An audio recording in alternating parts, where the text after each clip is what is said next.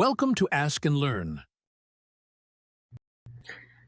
Okay, so in question 90, we have a pretty complicated setup for a coaxial cable. Draw a cross section.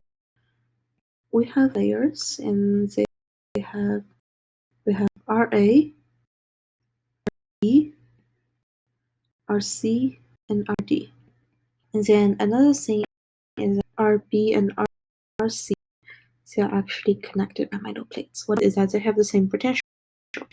So now we're looking for the capacitance of this.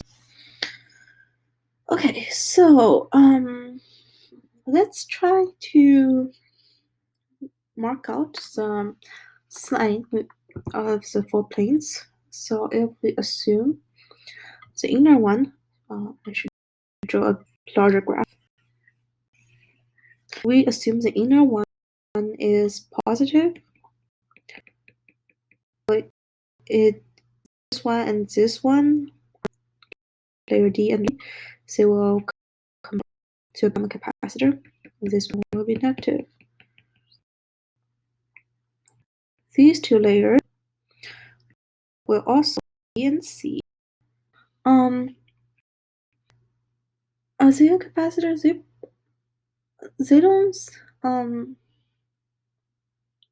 it's the same potential, so they're not really a capacitor. Because in order to be a capacitor, there has to be potential difference. So we really only have this is a capacitor, and this is we only have 2 capacitors. But there is a special relationship between layer C, in that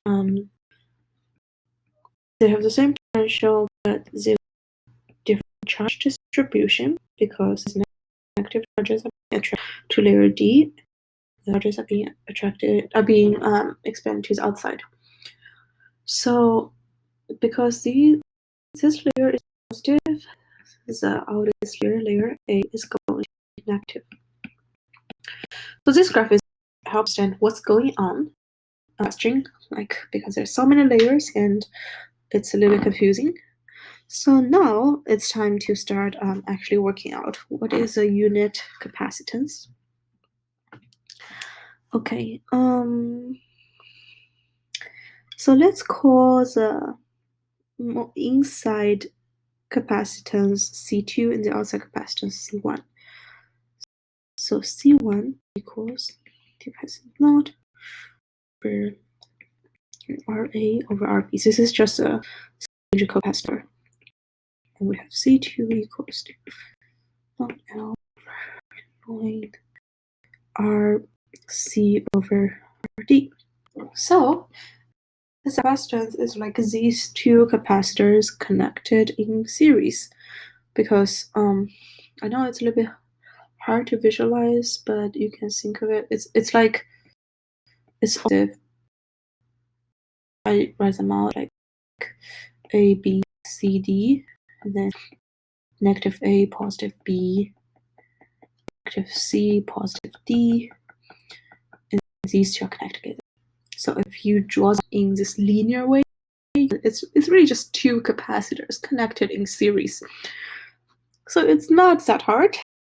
We have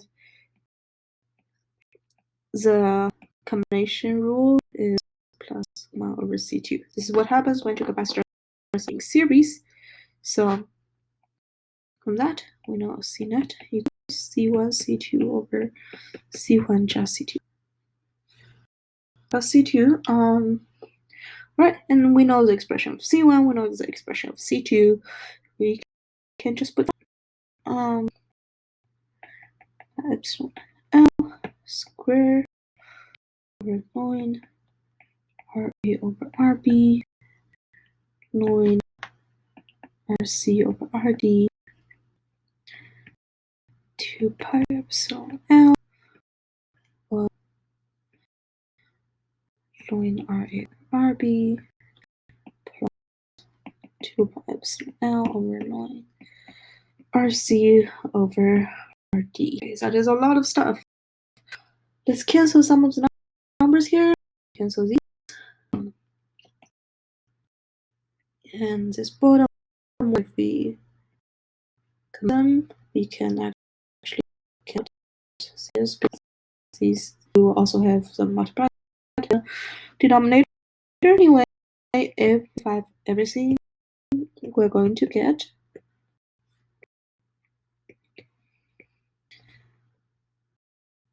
over RB plus ARC over RB.